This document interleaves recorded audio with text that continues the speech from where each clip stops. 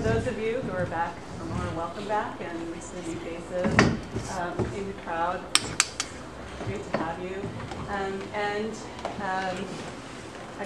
Of course, this is the second in the seminar series of three as part of the Clarkson Week, and Professor Antoine Picon, who is both, last time I was maybe a little too informal to say that he's both, he has positions in both a School of Architecture and a School of Engineering, and so perhaps this will explain some of his interests and even expertise in these matters that he's talking about. So both at the GSD and at the Ecole Nationale, which doesn't translate very well into English. We were just talking about the School of Bridges and Roads. Something like that, yeah. But as some of you who took my class will remember, this is a prestigious School of Engineering because it has its, I guess it claims to be the first, right? It perhaps is the first. In civil engineering, probably. Military engineering, we're a couple of older institutions, in the Spanish Empire.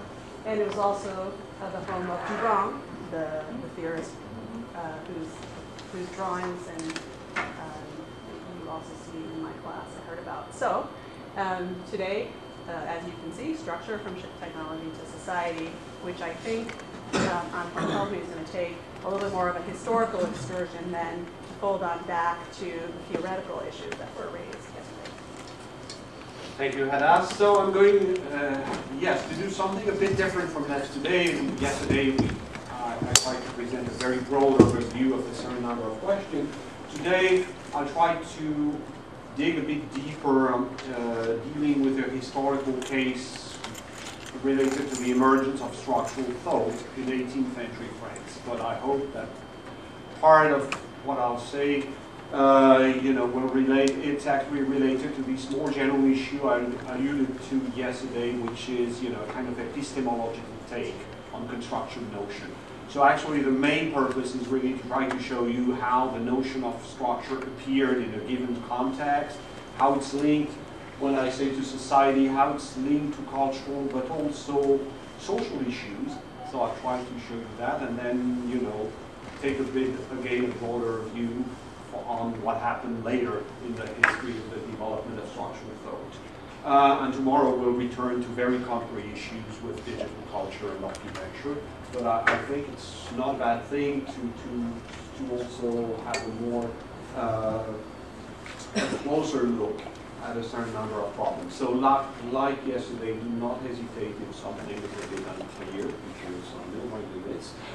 So we have perhaps, for picture at least in one of them. I think they should be enough, but let me know if it's not enough. But so the fundamental argument is that, contrary to what we often imagine, and we have a tendency to naturalize the notion of structure as we know it today, as if it was always with us, it's actually something that developed past a certain point in architectural and engineering thought. So I'm going to argue that actually the way we know it today is not how it existed before. Before that, especially if we look at the Western architectural tradition, we have a notion that played a key role, which is solidity. Solidity, which is a bit different from, and which is also quite adverse to the way we understand structural thought today. So to begin, one has to imagine that, from the Renaissance on, what was pervasive was the idea of a world which was ruled by order and proportion. The idea that the world was a giant architecture that was ruled by ratio of commensurability between parts and whole, etc., which was at the core of architectural theory through the question of the orders. And, and architecture was seen as a kind of prototype of the way, more generally, the universe was organized. Hence, the number of speculations regarding the Temple of Jerusalem and the proportion given by God to it. Because as a theologist of the 17th century put it, God had probably created the world by giving it order and proportion. So, and this thing to note, by the way, was that engineers, when they reasoned, they very often used the same frame. For example, you know, if you were a bridge builder, you knew that typically a bridge, there should be a proportion between the width of the piers and the span of the arch that was between 1/4 and 1/6. And, you know, engineering treatises were full of recipes of that kind. So that was a kind of prototype. In that world, there was supposed to be a strong connection between visual appearance and the way things stood. And I think yesterday Gothic was not solid. Why was it not solid for, let's say, a 17th century person? Not because it did not resist, because actually, you know, the average Gothic cathedral was already 4 or 5 centuries old in the 17th century, but because actually they did not look solid. They looked too thin, too frail, as if literally the vaults would fall on your head. So this impression that something was missing, and that because something was missing, which was the deep harmony between the impression of solidity and the way things resisted, there was some frailty in the affair. So the notion of solidity presupposed that there was actually a deep connection between appearance and reality, which is something we've never totally abandoned in architecture. Still today, you know, we tend to be reassured by some proportion, not so reassured by other, and we often cover steel parts by something to make them thicker. So this is still something that is a bit present, but which was very present before. So a couple of consequences. The first is that the notion of structural performance had no real interest. Even if people weren't ready to admire structural masterpiece as we interpret it today, like the dome of Brunelleschi, the cupola of Brunelleschi, let me remind you that the cupola was mostly admired not as a technological tour de force, which was borderline for architecture, but as a miracle of harmony and proportion. And many things were actually very often seen, once again, in this frame of order and proportion. So I would argue that at the time, a lot of things we associate with structure, like performance, the idea also that structure is different from appearance. I'll come back to that later. All these things did not really have an importance in the Vitruvian frame that reigned, let's say, until the end of the 17th, 18th century. A couple of supplementary things have to take into factor to understand why that. The first one was the predominance of the wall. We think of architecture for a very long time, even if, you know, a lot of things were said about orders, columns, etc. Baroque and architecture is mostly about the wall, like here in this Guarini Palazzo in Turin, the Carignano Palazzo. Second thing, if you look at the most common monuments were not the Greek temples, they were the Roman masses. And so this vision of the wall of masonry, etc., well, and that was actually the main model, and that was really solid. And the last factor I wanted to mention, which I already mentioned yesterday, is this idea that materials had a structure in some ways, or had an organization. So was there really a domain in which, you know, what we call today structure reigned was not so clear as it was to become later. Okay, so that's end of part one. I tried to be a bit shorter than yesterday, but no promise complete. So the 18th century turning point. I like actually to evoke in the French case, but actually a similar history through different kinds of buildings could be written in different countries, in Britain, in Italy, etc. France has a kind of paradigmatic, probably, character, because also it's related to the rise of engineering, and also because of a series of experimental buildings that are all the more interesting that they were actually technologically dead ends. So we're going to see a series of buildings which really frame the modern approach of structure, but actually did not have posterity in the 19th century. But actually they paved the way to the understanding, for example, of Iron architecture as structure. So the first actually is, strangely, late 17th century, from the 1670 on, the colonnade of the Louvre. I won't enter into all the details. This is about giving to the east of the Louvre a monumental facade, which was supposed to be the new facade of the Palace of the King, at the time when Louis XIV had not definitely settled for Versailles. So the interesting thing is that it's a Roman peristyle. But already we may note it's a very huge building by Roman standards, hence the fact that there are double columns, and which was quite a big debate already, because the double column is something you did not found in Greco-Roman architecture, and the only justification it was because the peristyle was big. So you had actually to stabilize it by these double column thing. So to have an ordinance of columns that is related to scale was a problem already.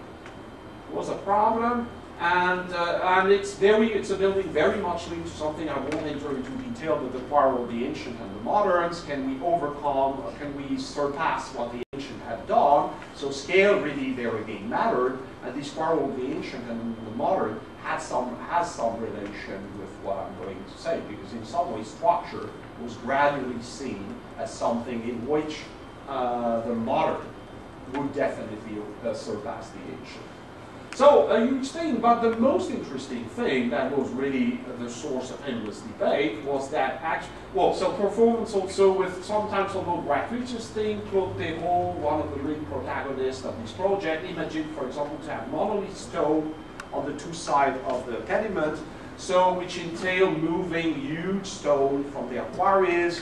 And remember, by the way, this is already a political statement, because this is an engraving that is slightly reminiscent of the album of Fontana, showing how the obelisk of the Vatican Piazza is moved. And actually to be able to move that big mass, etc., is a statement about power.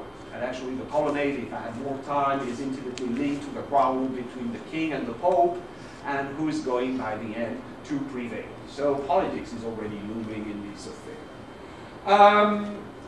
More interesting for us, we begin to see that this is a strange building, because if you look at the travaation, if you look at the lintels, you begin to see these lines which indicate that actually they're not monolith, like in the Greco-Roman tradition, but they're vaults.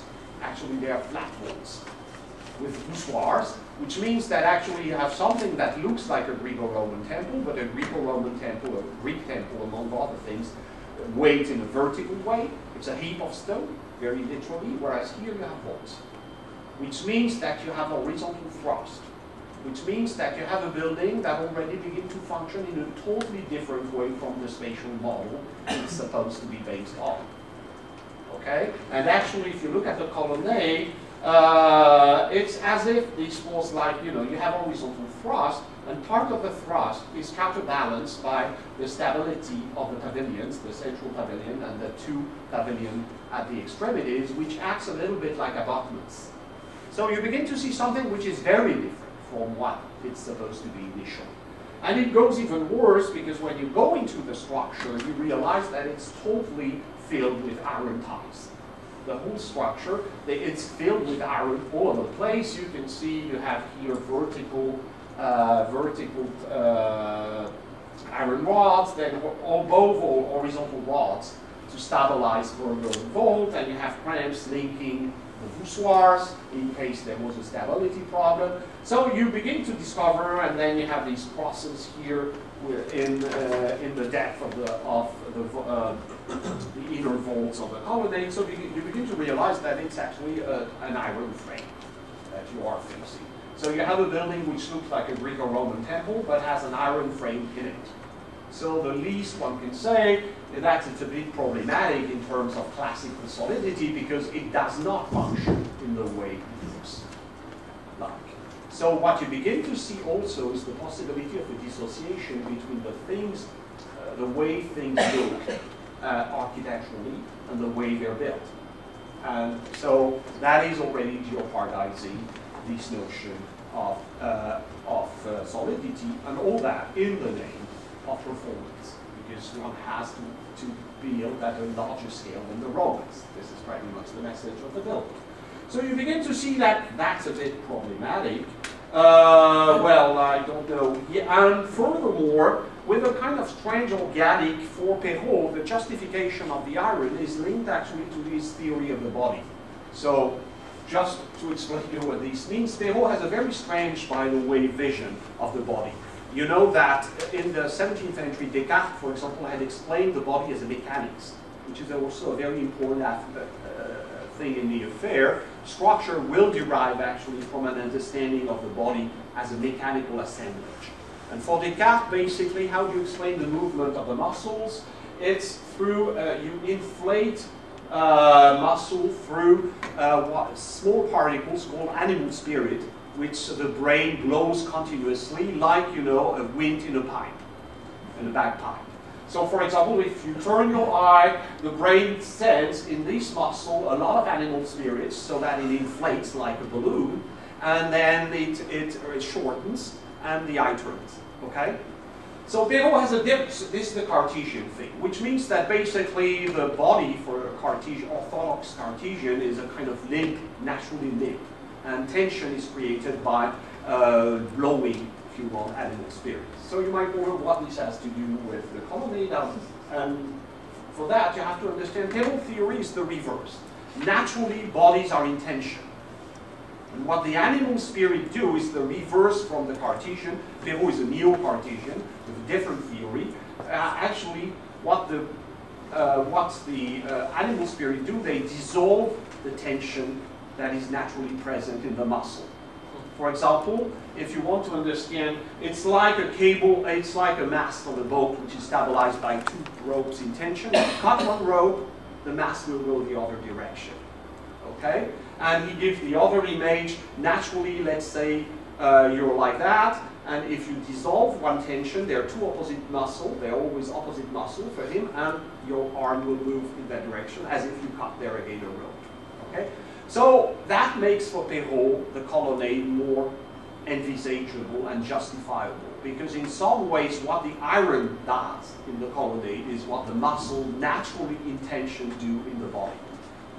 So you begin to see also a nexus of things which coordinate this new vision of what is really happening within the material and the understanding of nature and the bodies, etc. And these organic metaphors will stay throughout the 18th century. So it has, of course, a link with ideas of skeleton also. And the colonnade is like a giant skeleton, if you like. But a skeleton in which the muscle is the iron. Okay? So this is the starting point, actually, of a series of absurd buildings, which will actually be built throughout the 18th century. The first proposal from these absurd buildings is actually a proposal by Picon himself, a project late in his life for the reconstruction of an abbey, the church of the abbey of Sainte Geneviève, which was the patron of Saint Patron of Paris. And what Picon basically proposes is to have to replace the traditional massive pillars of Renaissance and Baroque churches by isolated columns. Why is this absurd? Because they carry a vault, which, you know, seems totally adverse to the idea, because a vault has thrust, etc., etc. You may note something here that begin to resemble like to a flying buttress. I'll come back to that in a moment. And you see here how it looks in profile. So with the idea that in a way you could have a colonnade effect in a church. So it's a pretty weird idea in structural terms, but this is going to develop throughout the 18th century. And this develops, this is very adverse to the traditional way in which, to counterbalance the thrust of the vault, you have these very thick, massive pillars in the middle of the churches, which, by the way, hamper the view, so that actually there is no easy visual connection between the two lateral naves and the central nave. This is typically what you experience in St. Peter. Okay? So at the Chapel of Versailles, you begin to see a transition. The lower floor has still pillars, and then the upper floor has columns. It's not a big structural problem there, because actually the vault is deep. It's a light vault. But then the surprising thing is that it becomes transposed. So this is roughly 1715 or something like that. And then by the 1740s, 50s, you begin to have these huge churches in which you have massive vaults on isolated columns. This is the Cathedral of Arras in the north of France. The city from Ware Travelstead, by the way, would later come. And actually, this is already a church with flying buttresses in the Gothic manner. I'll come back to that in a moment. So, and then it develops, and you will find a number of those churches, this one I showed yesterday, this is in Rouen, the Madeleine of Rouen, which is there again, you can see the vault and the isolated columns. So, and Boulay will also enter into that. The famous project for the Cathedral of Boulay is actually a freestanding column church in the manner of those I've showed you. And of course, speaking of scale, this is much more massive and of course almost unbuildable. So the interesting thing is that we have a whole series of writings which explain to us why this is a good thing to do. And the most famous, so there are probably 10 to 15 major treatises on this question. The most famous is Laugier, in which Laugier explains to us basically that these freestanding columns are a transposition of the primitive heart. So, which is, and the trunks are replaced by columns, but this is what we should aim at for architecture, and modern churches are actually a transposition of the primitive heart, which is a really interesting thing, because the first thing to understand is Laugier does not believe really that men initially built a primitive heart. The primitive heart is a convenient story to tell us the profound reasons of architecture. The profound reason we should note is utility. Why is the heart good? Because it's useful. And so there is a usefulness, fundamental usefulness of architecture through this archetype of the heart. So then we begin to realize that this school story is actually linked to the rise of new social values like public welfare, utility, etc., etc. Then, of course, what does architecture is to transpose the model into something slightly different, because all these churches do not look like primitive heart. So what it does is actually to transpose it into the moral realm so that the church becomes a meditation on the primitive heart. The church becomes a meditation on society. What brings together men is actually need. And you know, this is the fundamental tenet of 18th century political theory. What brings together humans is the need for mutual help, the social contract of Rousseau, Locke, and others. So we begin to understand then that these churches are also rooted in the idea of the social contract, which is already what is often referred as a secularization of religion, because actually churches do not convey the greatness of God, etc. They convey something like the trace in the present of the initial original social contract. Am I clear so far? So that's a key moment in which you begin to understand that something is beginning to be woven together between new social ideals and a kind of structural thinking, emerging structural thinking. Furthermore, this is not completely finished. Why is gradation beautiful, if you look at that? Because it does not have the impurity of the vault transforming itself seamlessly into the column. Because this is less beautiful in the 18th century mind to have an arch that transforms itself into a pillar or a column. Why? Because here you have a total distinction between what is supporting and what is supported. You have the clarity in the column, the clarity of what is put right there, you know, without this negotiation between the two. So it has the absolute purity of the kind of perfect chemical assemblage. Okay? And everything being distinguished and then put together rigorously. So, and this is why I explained yesterday that this is related also to the analytical trend of the 18th century. The vision that if you want really to understand something, you have to decompose it into elements and then reassemble it through combination of elements, which is the basis from Locke to Condillac and from Condillac to the ideologists of the late 18th century of theories of language. Language is derived actually from primary sensation that are then assembled to give birth to more elaborate judgment that are then constitutive of language. Hence the dream of the reform of language in the 18th century by people like Condillac. Condillac's last books will be about the reform of language, with the idea that one should go back to the natural origin of language. With the idea that this is a treatise on the analysis of ideas, written by an engineer, interestingly, at the end of the 18th century, in which what you see here are supposed to be the elementary sensation. For example, I experience pain and I experience pleasure. From that, I'm gradually going to construct abstract notion like good and bad, etc., etc. So what this kind of travation thing has, it has the rigor of a kind of assemblage that is almost linguistic, okay? And this is, by the way many 18th century philosophers understand how should we reform reality. Not by completely imagining something else, but rather trying to understand what are the true constitutive fundamental elements of reality, and refining them and assembling them with a greater purity, which is what, for example, Diderot proposes in terms of manufacturing reform, but what also is at stake with Laugier-Hutt. It's to replace the impurity of elements that are not properly distinguished, the supported and the supporting, with something that is clear and very clearly distinguished. And this is here actually what is at stake is the reform of language and thought, following that kind of pattern. One of the prototypes that for the 18th century mind that shows the fecundity of such an approach is actually chemistry. Because what Lavoisier does when he decomposes and recomposes water and air is actually to show that nature itself is a combination of elements. And all that science and technology can do, and eventually architecture, is actually to decompose and recompose elements. Okay? So we begin to understand a bit better all this stuff.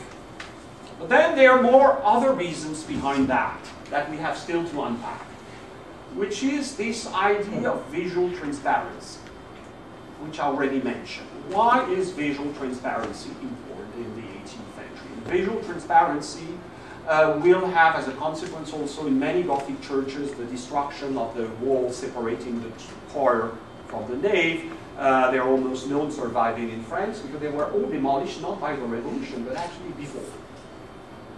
Why? Because what becomes important is actually the people in the church looking at each other, with the idea to return to the kind of antique model. After the primitive hut came the basilica. And what was the basilica initially? It was a meeting point, the places where the collective body of society could look at each other. And there is another program in which this becomes extremely important, which is our theater. And when Ledoux, for example, puts this eye that looks at the theater of Besançon that he designed, the theater actually is seen as a unified space, contrary to the traditional Italianesque opera and theater in which you have separation. So that actually the spectacle, and what the eye says is that actually the spectacle is as much in the theater with the assembly of people than on the stage. And this is actually why also the theater, what is represented on the stage is actually the theater assembly. And of course, one of the models for Ledoux at the time is the antique theater, the Roman and the Greek theater in which the crowd can see itself. And interestingly, that will be also the model for the first assembly room of the Revolution, which reinvent actually the Greco-Roman theater, but that time for the political body of the representative. So we begin to see there again this question of visual transparency. In a way, the true mystery in this new secularized church becomes not what's happening on the altar, it's the presence of the community. So once again, society. Is that clear so far? Good. So let's move a bit forward. Now this is inseparable from another aesthetic also consideration. We have one theorist who explained to us why also this was beautiful beyond the primitive or whatever, the analytical, which is a guy called Julien David Leroy, major theorist of the 18th century, was one of the rediscoverers of the Acropolis. And Julien David Leroy wrote a small booklet called The History of the Disposition of All Churches since the antiquity to the present. In French, it's irresistible, it's Histoire de la disposition et des formes différentes que les chrétiens ont données à nos temps depuis le règne de Constantin le Grand jusqu'à nous, which is a 10-line title, which is quite fascinating. But let me just tell. So just for the students, so it's that guy who's spelled like Leroy. Leroy, so you remember if you remember that from class. Yeah. Leroy is the just Leroy, but you know, Roi means king. I don't want you to pronounce it that way. I just want to make sure because some Yeah. people will have familiarity with the text. In French, I pronounce things properly. So normally this is le roi. But We didn't pronounce it English, no right. pretension.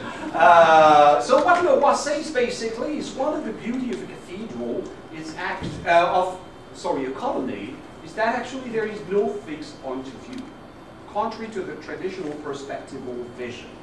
And actually to really experience the beauty of it, you have to move. And he explained that the changing perspective is the essential beauty, like in a forest, when you have lines of trees and you see actually how things change. And then you begin to understand something else. Not only it's the crowd, the real subject, the assembly of the people, it's the moving assembly of the people. And this goes, I don't have the time to go into more details, with this big shift in the 18th century in which mobility becomes good and immobility bad.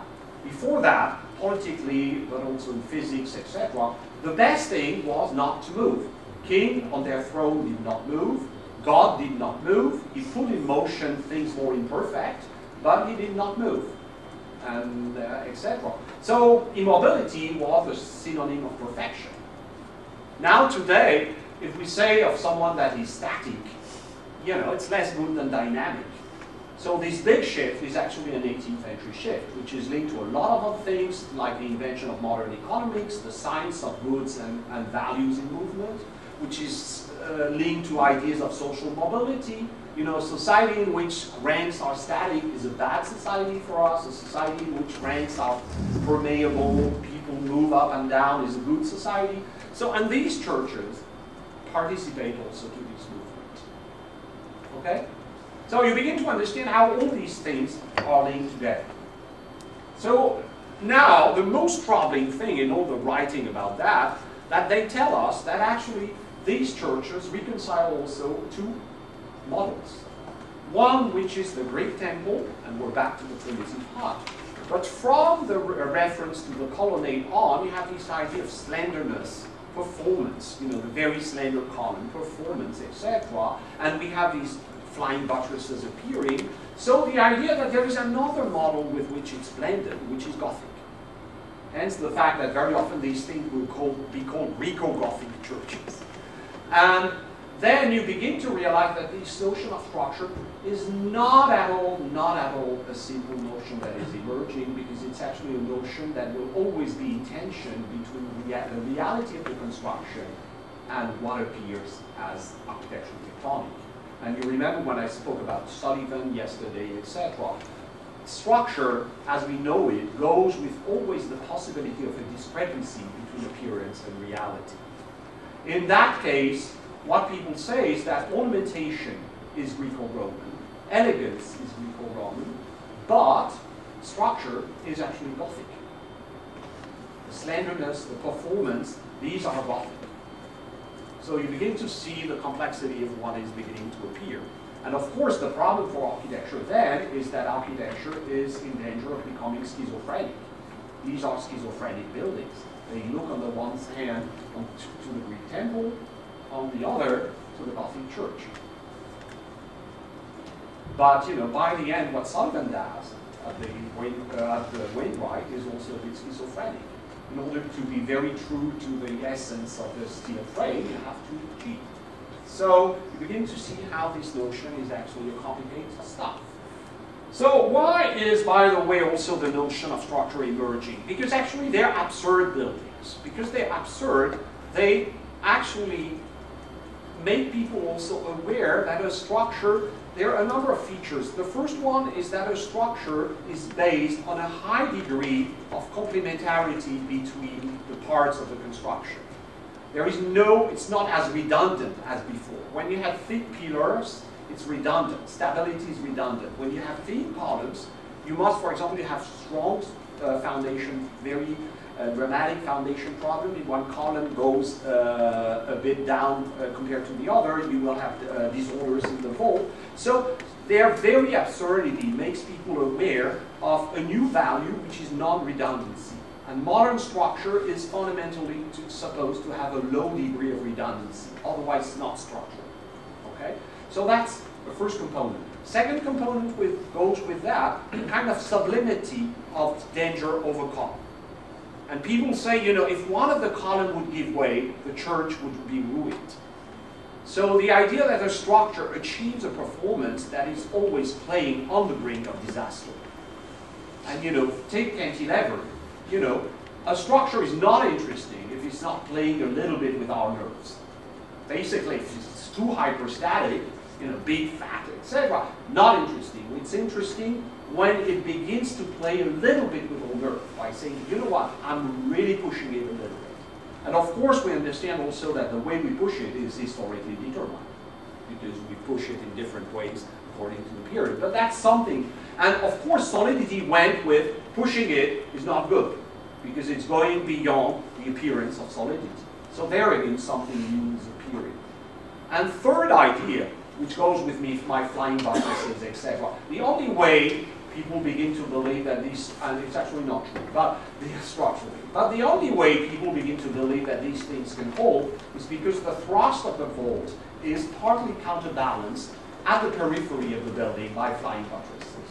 Which means another thing, in order to become minimal, to really what they call in the 18th century, the non-redundancy, they call that economy of materials. In order to be minimal, a structure must put strains into stresses into movement. So a structure is just like people circulate in the church, within the structure, efforts to circulate and go actually from the vault to the periphery. And you have the beginning of these also very modern idea that, you know, a structure is actually something like a fluidic thing in which constraints, stresses, etc. circulate. So you have all these things that concatenate in this affair. Am I clear? So I would argue that this is actually the starting point of things we will retain from those buildings. We will forget totally about these buildings as early as the early 19th century because they're absurd in some way. But the idea of a new type of coordination between the parts, the idea of a kind of non-redundancy, a high degree of non-redundancy, the correlated idea of something playing with risk and danger, the idea of a circulation of efforts, without which it's not interesting there again. These are ideas that will be determining in our modern notion of structure. Add to that Greek skeleton versus Greco-Roman trinkets, if you want, ornaments, and you begin to have the condition for what will be the approach, for example, of iron construction.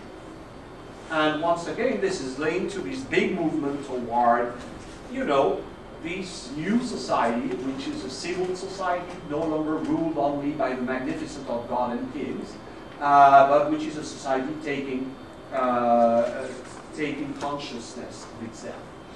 This is the moment when, by the way, the sovereign begins to design to be the name of, you know, the political assembly of the people in many political writings. And in some ways, these churches, they're churches, but they're actually an integral part of this movement. There again, it's absurd that, you know, this movement would express itself through churches, which seems to be devoted only to the worship of God, but this is how it plays. So to go on the final buildings of that type of the Pantheon, which before that was actually, you remember I mentioned this project of Perrault of reconstruction of the Abbey of Saint-Geneviève. The Pantheon was actually initially built as the new church of the Abbey of Saint-Geneviève, which was finally begun to be reconstructed from the mid-18th century on by an architect named Sifflot. It was transformed during the Revolution and looks far more severe than what it was at the time because they, for example, closed the windows. So you have to imagine it was a much more you know, elegant building. But we find in this building pretty much the isolated columns. Look at the size of the vault and here the thinness here of the articulation. You have there again this desire of a kind of analytical approach to the building. The building has to do with this moving beauty of the colonnade. So with this idea of transparency, it is filled of iron, which is to these days one major source of problem because in stone iron rusts and expands and makes the stone explode, which makes actually the building quite dangerous. And finally, it has flying buttresses, which are hidden behind the external walls, but they are there. They have no structural role, but the architects of the time believed they had a structural role. It was a Greco-Gothic building. So you can see how this all goes. And it's interesting, by the way, that this kind of ultimate freestanding common church became the national pantheon devoted to the cult of the great men of the Republic. And this is where Rousseau and Voltaire were buried, during the Revolution. So you can see there again, you know, this kind of secularization of churches had a very concrete result in that case. Interestingly, also, the Pantheon was, there was a series of quarrels of whether it's not pushing this idea that, you know, the structure is, whether the structure is not pushed too far. For example, there was a huge quarrel. There are 3 domes in the Pantheon, a pretty heavy structure, on a very tiny here pillar. There is a residual pillar, but which is very tiny. There was a huge polemics during the, from the 1770s on that lasted for 20 years, whether it was buildable or not, whether it was not dangerous.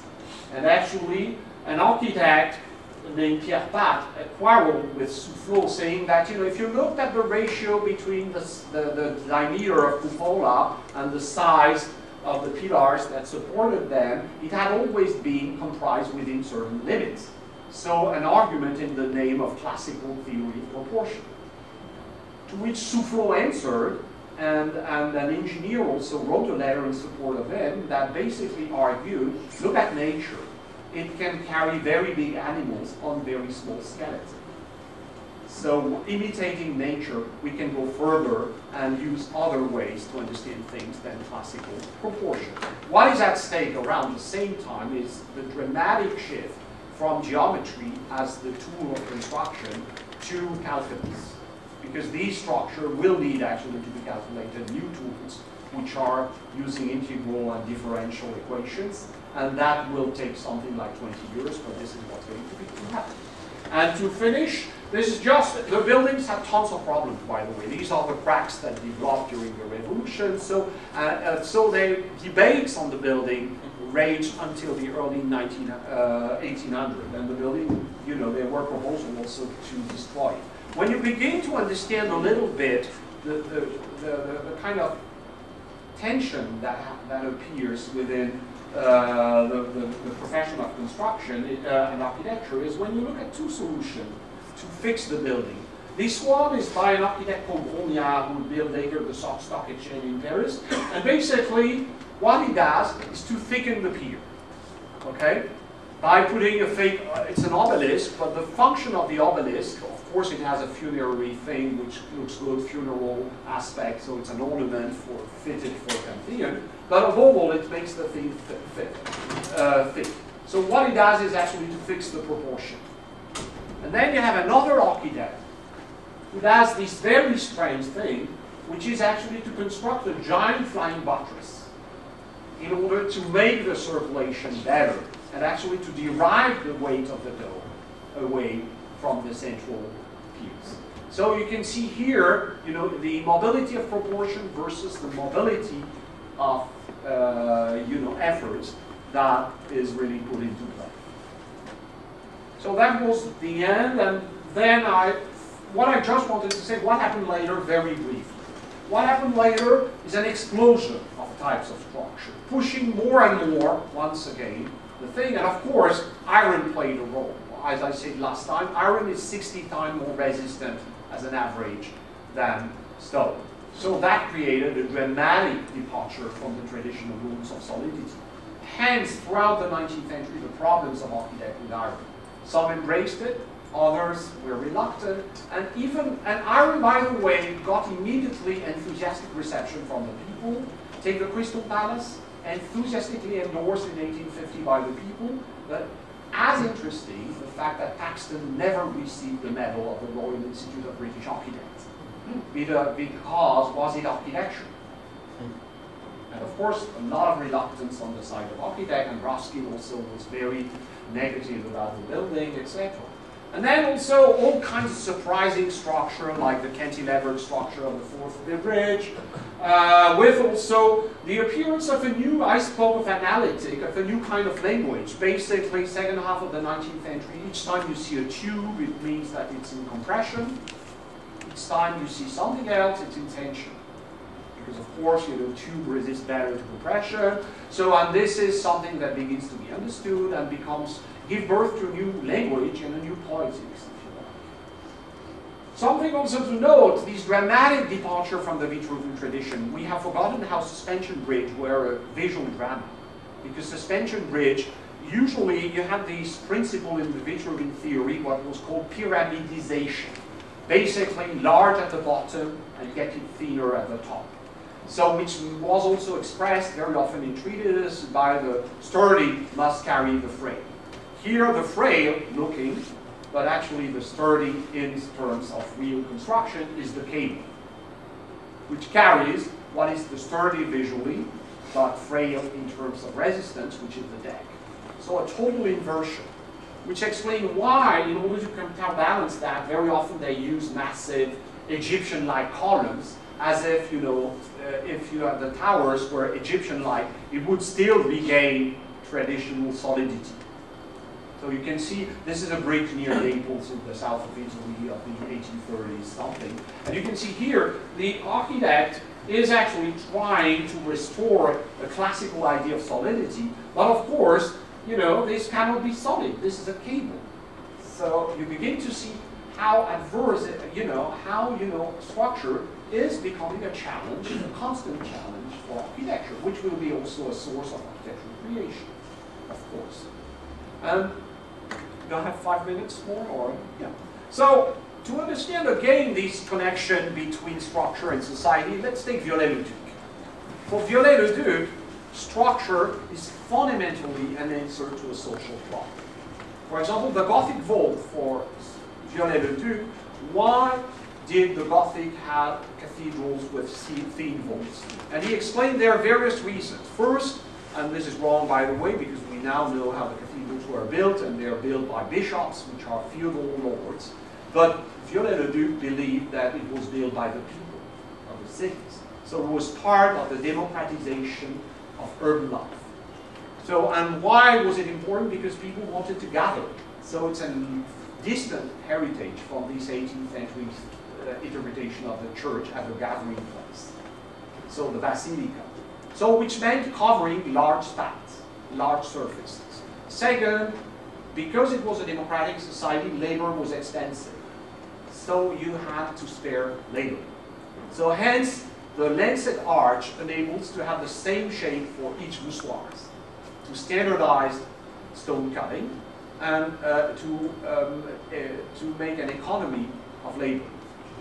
Thirdly, you have an economy also of materials, because at the thin vault with the ribs, so it's actually a kind of iron-like structure in which it's a rib structure. And of course, one of the consequences is that you have to derive part of the efforts to the periphery and the flying buttresses, etc., etc. But you can see it's a social thing.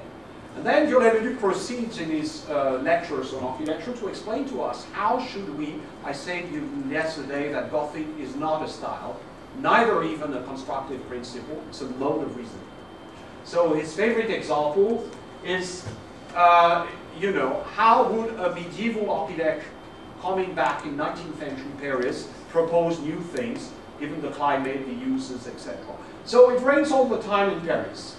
And so, like London. So one of the great things is to have this protruding second floor, which increases the inhabitable space, but also protects, like galleries, the ground floor. So this is what a Gothic architect would do in the Middle Ages. So, so the Gothic architect, knowing that he's in the 19th century, will have the, it's still raining in Paris, people are still walking along the street, so it's a good program. But so then let's translate it using the materials of the time, and hence this oblique column that Viollet-le-Duc suggests. And then, since our guy is a rational, is the prototype of a rational medieval architect working in the 19th century, he discovers that actually 19th century people needs gathering place of a new type. But then he will expand, so he begins to expand that to this kind of proposal, and in order for you to be fully aware, people are dressed in medieval clothes, but this is a 19th century building using a medieval constructive principle, so we're back to this idea. And of course he invents the pilotis, actually. And then I say, you know, cathedral for the 19th century, meeting places, assembly hall, etc. So this is the next transposition with the rib vault of the present, which is actually cast iron, because Viollet-le-Duc still imagined that cast iron will remain predominant when he writes this book. But you understand how structural imagination for him is also social imagination and political imagination. That explains also why great structural feat were seen as national symbol of national pride. Let it be the Eiffel Tower in 1889, or something we have a bit forgotten today, how the Brooklyn Bridge was actually the symbol of the rising United States, and how all over the world structure was part of that.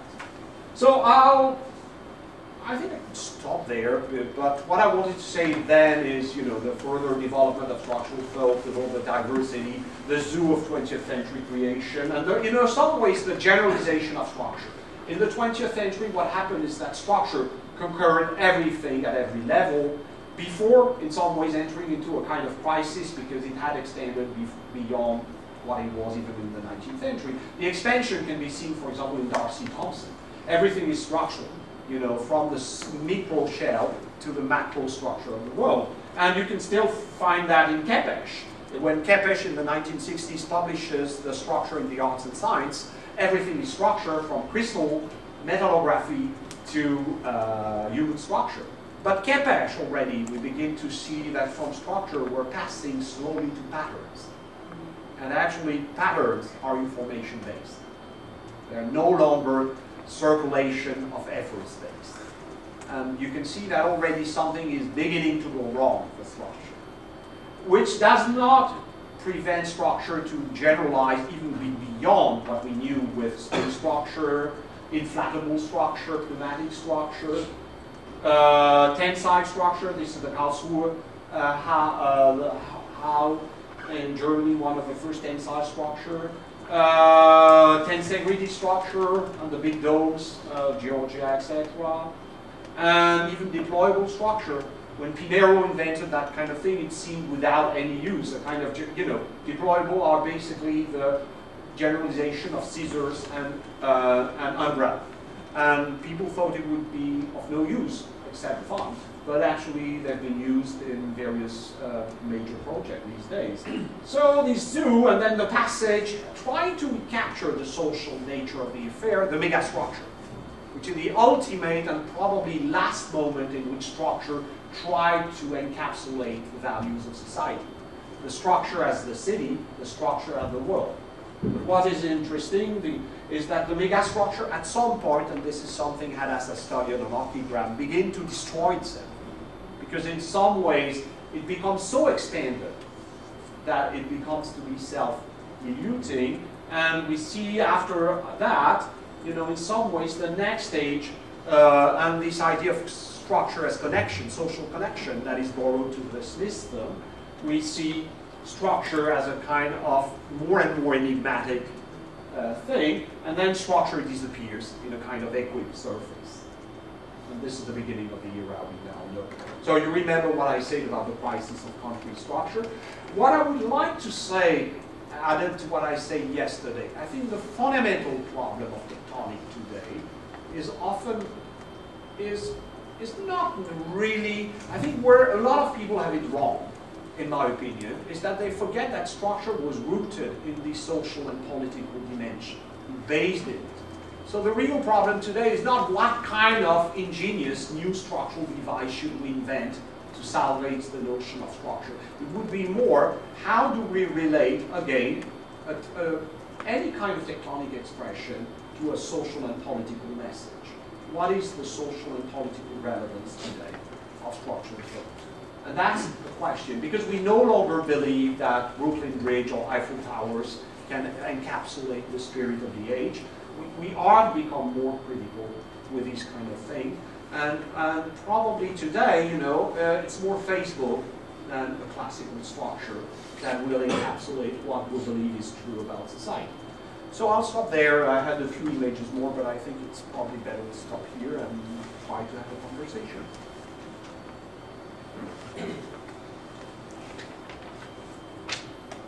Yes? Touch on what you just ended with there. You mentioned kind of this importance of relating today's tectonic structure to a political, social context. How do you position that versus relating versus inventing the tectonic? I think you must do both. Take the space structure. They were inseparable in the 1950s and 1960s from desire of flexibility, you know, random encounter in very large spaces, you know, all these ideas of a new freedom, etc.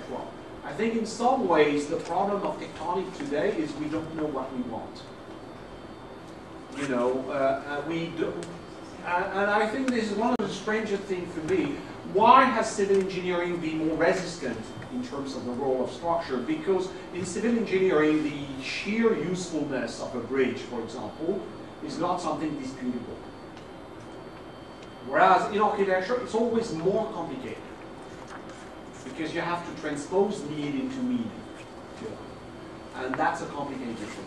But you know, I think many of the failure of the new tectonic, and actually those who try, you know, this discourse on swarm tectonics like Leach and others, try to relate it to social issues. The problem is that they're a big lid in that relation, and they just think that magic buzzwords will be enough.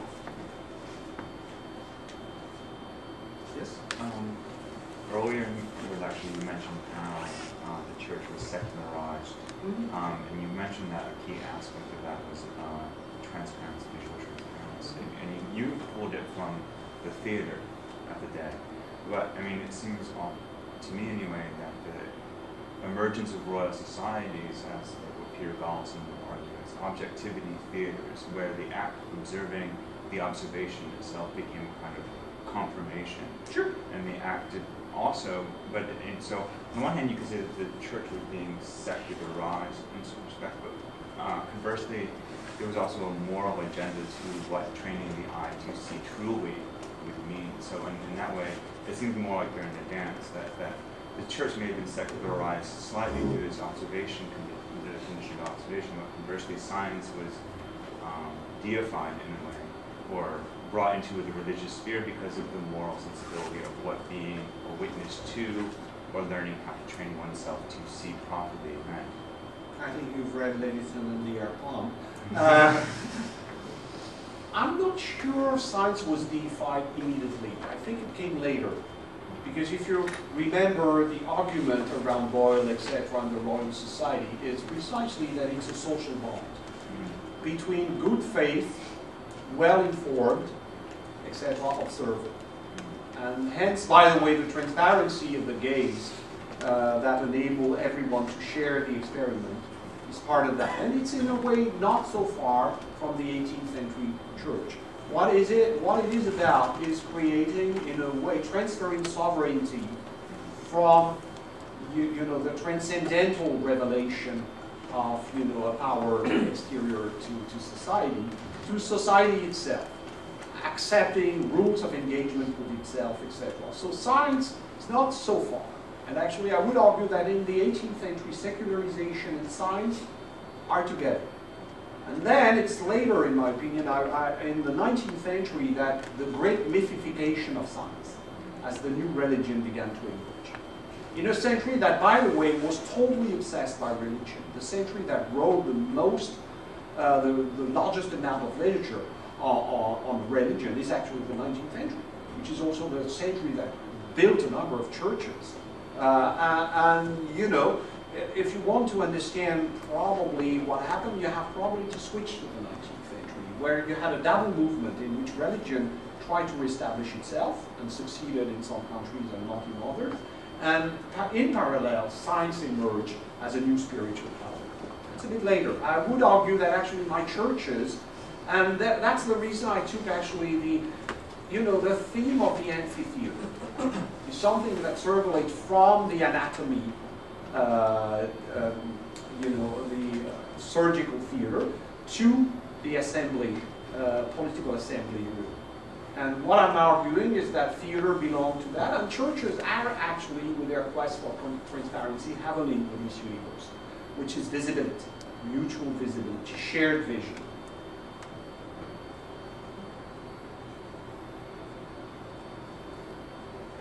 You mentioned that the the kind of solution to the problem of tectonics was relating the social issue to the issue of structure, correct?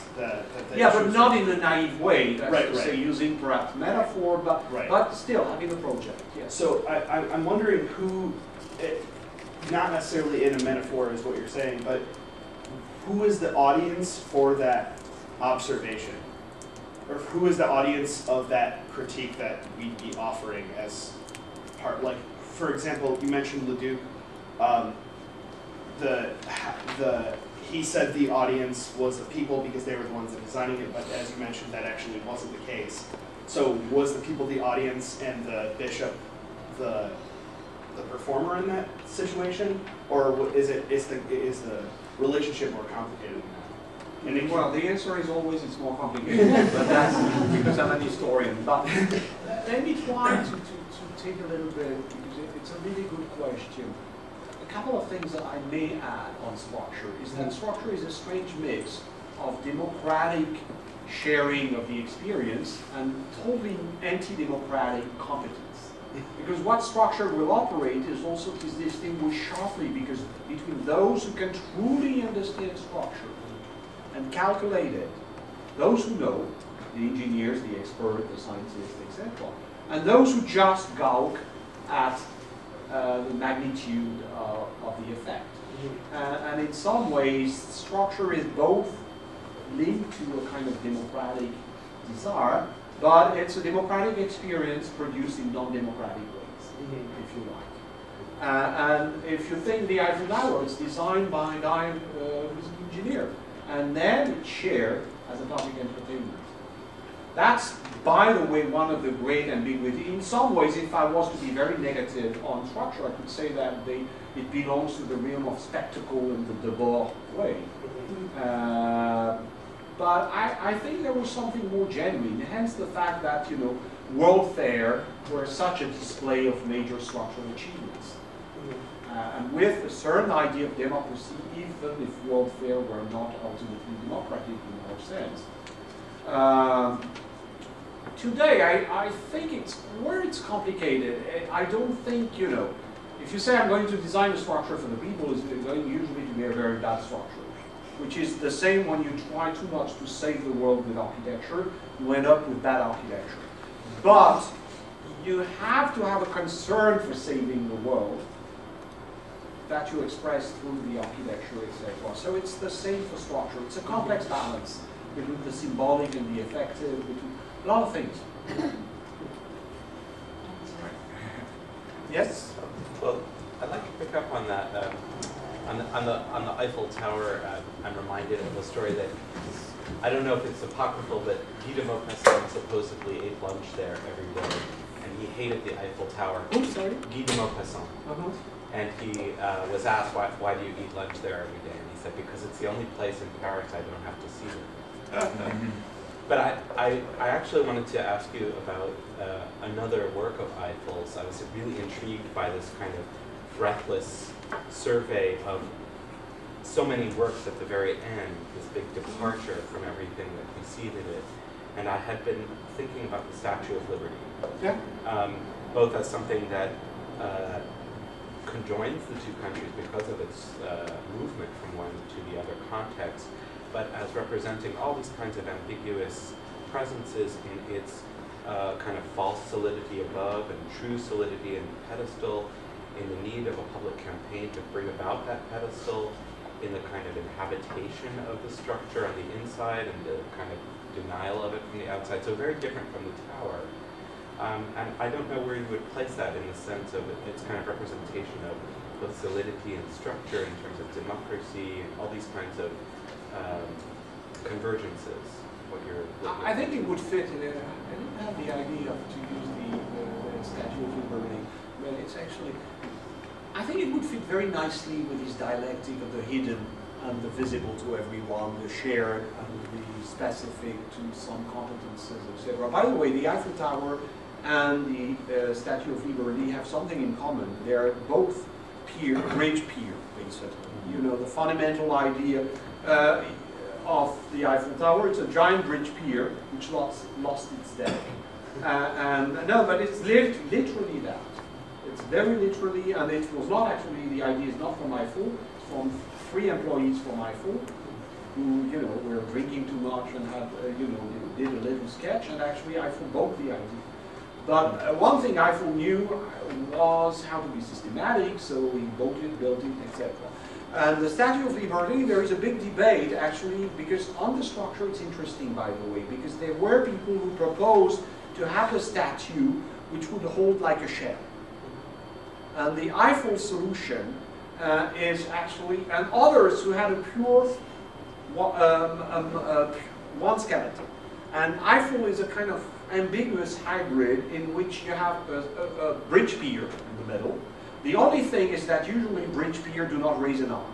And the arm was a problem from the start and was what had to be fixed when they renovated the statue, etc. But it's fundamentally a bridge pier. That's the primary structure. Then you have a secondary structure which looks a bit like a space frame. And then you have the third shell-like structure. So it's a kind of hybrid. And I would say it fit for me pretty well between both these very social and political nature. It's really a political thing, this whole affair. You know, from, you know, in the initial gift by the French, and you know, at a moment in which there is the rivalry with Germany, so, you know, to resurrect the great friendship, etc., has also some meaning in that period. So all kinds of political connotation on the side of America. Paying for the pedestal is an issue, etc. We all know that. So I think also with this question, and at the same time this question of the hidden, this question of the concealed is very important. Truth is, a structure is by definition an ambiguous nature thing. Let me give you another example. A structure, you know, everything in some ways can be described as a structure, but the fact is, their structure we're usually not interested in. You take an engineer, a heap of sand, except he's a modern physicist, and modern physics is really interested in sand and all materials like that, but classical structural engineer, a heap of sand, is not interested in. So when it's too natural, it's boring in some ways. So if you begin to build a kind of super Mickey Mouse statue extending 1 kilometer large, it's absurd. So the too counter-natural is also not interesting. So the reality is that a structure is always a negotiation between the too natural and boring and the too counter-natural and absurd. And the proportion has varied throughout the centuries. For example, I wanted a long time ago actually to write a book on giant statues in the 19th century. Why is it that the 19th century got totally obsessed with giant statues? And the reason is, in my opinion, the strong return of the symbolic in the 19th century. You know, how to reconcile the symbolic. And in some ways, you know, there again, there is a complementarity between the Eiffel Tower and the Statue of Liberty, because the Eiffel Tower is a symbol without a surrounding meaningful shape. It's a symbol in itself, just like the Brooklyn Bridge. But there is a debate in the 19th century on whether this can really be a symbol or whether you don't have to clad it with something that resembles a human being or whatever. But that's a good example. So, you talk about kind of this truth to the structure, but the ambiguity of it, the symbol of it, and I can't help but think about the non-symbolic piece of work, not the Eiffel Tower, or not Statue of Liberty, but more looking towards architectural constructions, vernacular constructions. And you can suggest in your slideshow today, there's this deceitful nature to construction, that it's never true to what it is. And I guess I'm curious about the implications to this. You talk about the democracy of understanding the building. When you get into this false understanding of the purity of the structure, what is the... Well, the implication is probably because I am French, and you know, love is based on a lot of lies. No, but to be more serious, it's because most things are seldom univoc. And if we take architecture, by the end, architecture is a static, produces usually static object, despite all the obsession of Jacques Fuller and others to have it moved, to have them moved. But most objects are static, but they are not static in their meaning, in the fact that they're always transmutation of one thing into the other. You think in some ways what interests me in these churches is that they are primitive art becoming churches. And their meaning is that is linked to the fact that the primitive art is still showing through the columns.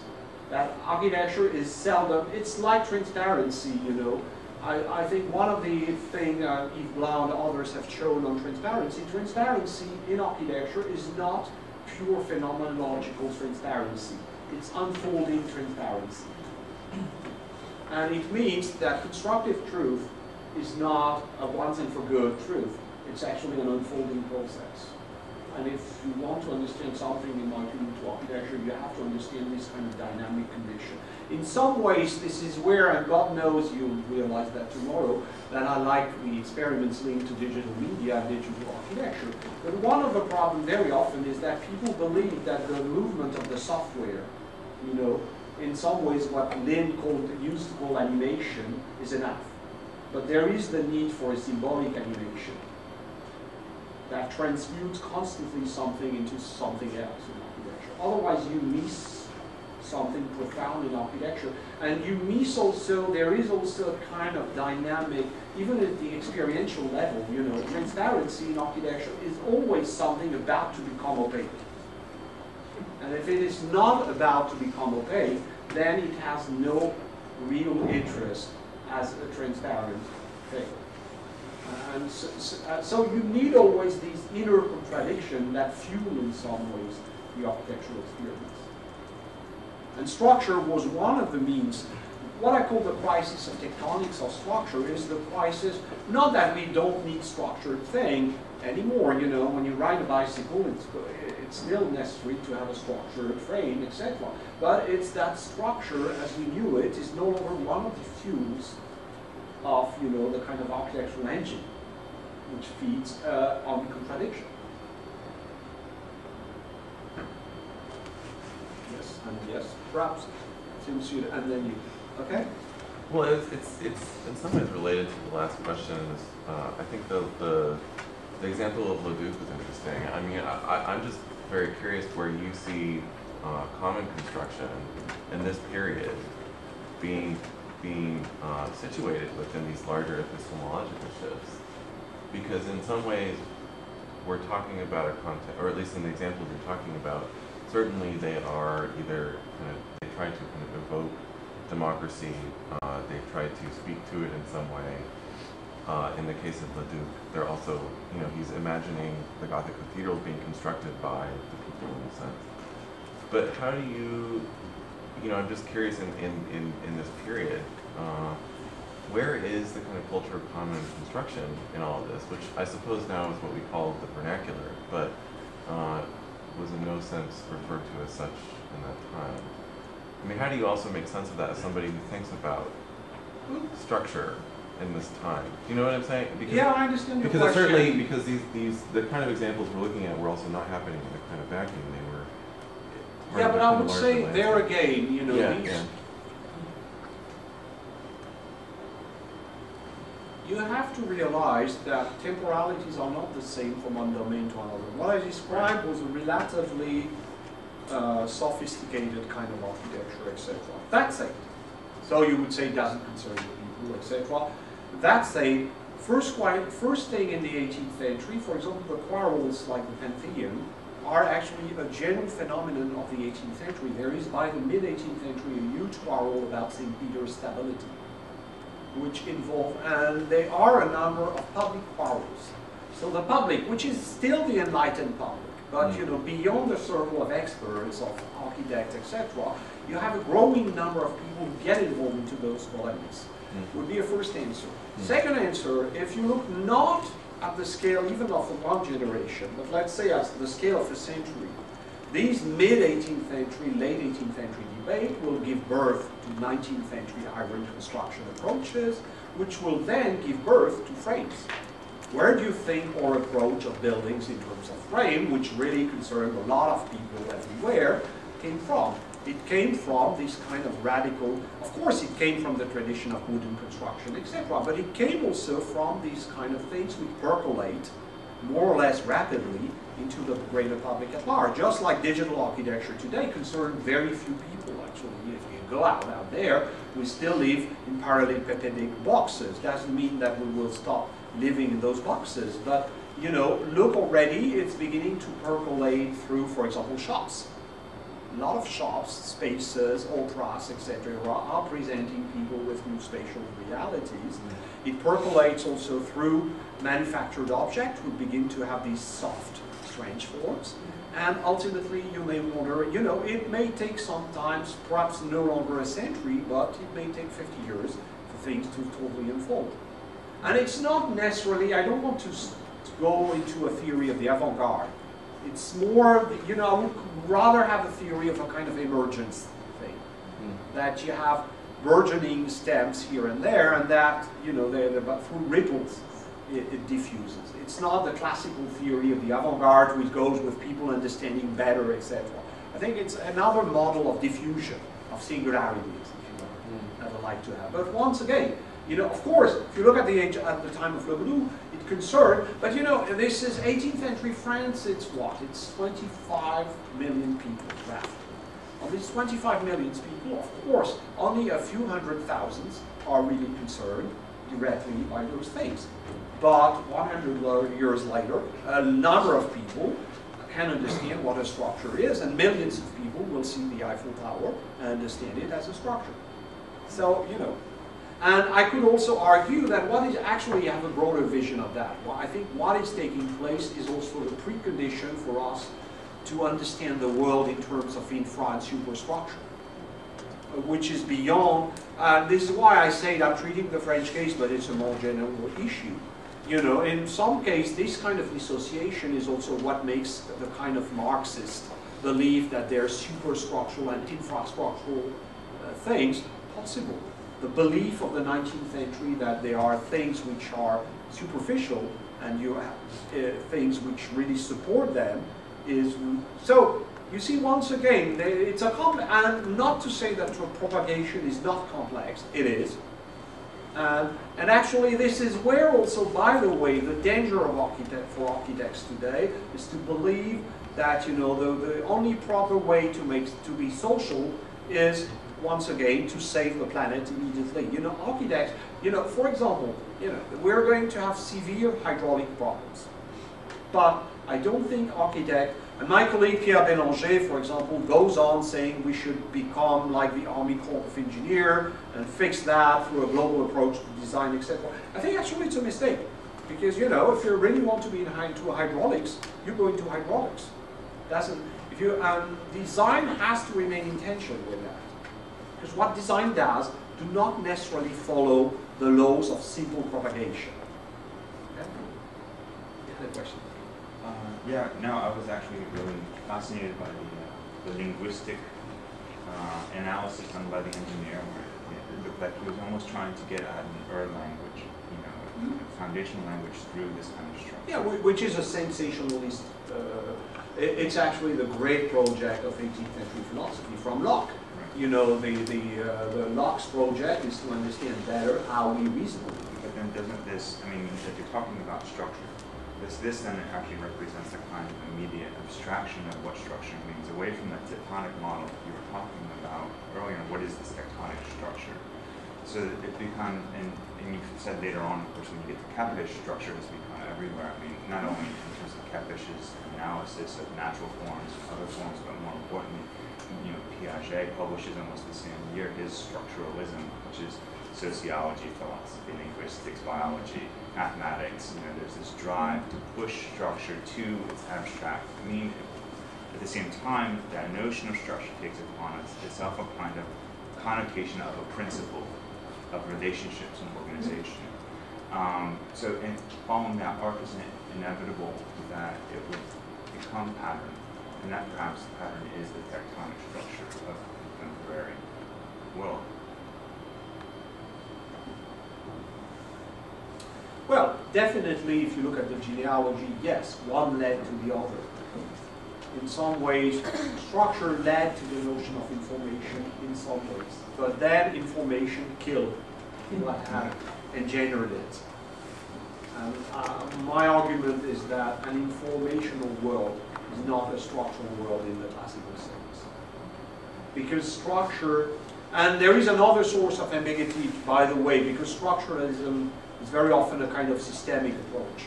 So, and structure and system is not exactly the same with complex things.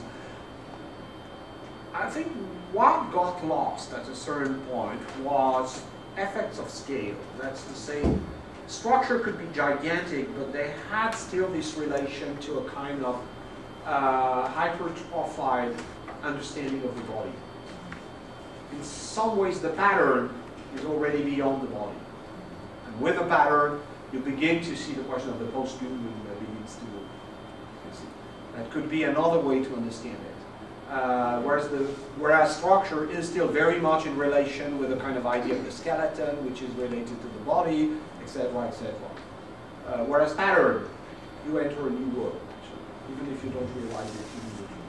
And it's true that in Kepesh you have a mishmash of pretty much everything, you know, structuralism, structure in the art, etc., etc. But I think the outcome finally is where we are today, which is, you know, a real question whether the world of information is not ultimately meant for a post-human condition. Do you think that this kind of scalar condition originates approximately in the 18th century with the rise of both microscopy? No, I think it's a recent issue. I'll come back to this issue tomorrow when we'll discuss digital question. This is something I've written at length in my book. On digital culture, I think we are in the middle of a radical destabilization of scale. We'll come back to that tomorrow, but I think it's a huge problem today. The 19th century invented gigantism. What we have invented is beyond gigantism, which is a profound interdetermination of scale, which goes with the ultra-gigantic, of course, but the ultra-gigantic is not the most difficult thing to conceptualize. What is difficult to conceptualize is the lack of fixed scale, which is another problem for architecture, because architecture, you know, when I was in this conference on infrastructure, you have today really, in my opinion, in architecture, two schools of thought. The one who think that we are heading toward a general design condition, in which we design the planet, we design food, and in between we design buildings. And that's profoundly the same activity, which was a little bit Buttresses and others, etc. That's a little bit Sanford Quinter's position, etc., to give a few others. My position is completely different. I do think that to design a spoon, even if Thompson architect can design spoons, it's not exactly the same as design building, and it's not the same as designing bridges. So I'm more interested actually in the differences in culture within the continent of design than the similarities, even if they are similarities, you know, a kind of problem-solving kind of attitude, a kind of openness. There are all kinds of things that relate these various domains. But I'm more interested in the differences. And it's true that today, where Stanford and others are not totally wrong, I think there is a crisis of the traditional boundaries. But it doesn't mean for me necessarily that we have to abandon them. And that goes to me with this question of scale, which is actually a fundamental professional question. You know, let's be clear. I don't necessarily always believe that, you know, these relate directly to the fate of the largest fraction of the population. I do think that many of the things I'm trying to evoke have a very direct professional impact. Yes. Sorry to bring the conversation back a few points, but I had a follow-up on Jordan's comment and the one on animation, as far as these gigantic statues from the 19th century. And I wondered where you rank the statue that was built to actually one-up the Eiffel Tower, which was the Ferris wheel, the animated statue from the 19th century. And even though Ferris wheel, for me, it's very close to the Eiffel Tower, by the way. It's a kind of Eiffel Tower thing, which is, by the way, linked to pleasure. You know, one other thing we've forgotten a little bit is how 19th century structure is also something that moves constantly from pleasure to hyper-utilitarian. Take the Eiffel Tower, it's derived from the ultimately utilitarian thing, which is a bridge pier. And it's a pier for nothing but pleasure. And which, you know, this is where Aki Graham, the dear Aki Graham of Hadas, still relate to 19th century culture, They take in no which you have these huge structures which are for pleasure and utility at the same time. But the Ferris wheel is, for me, quite typical of that. And it's also symbolic, for sure, like the Eiffel Tower.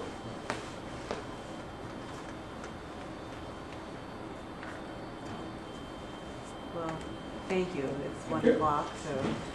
Thank you very much.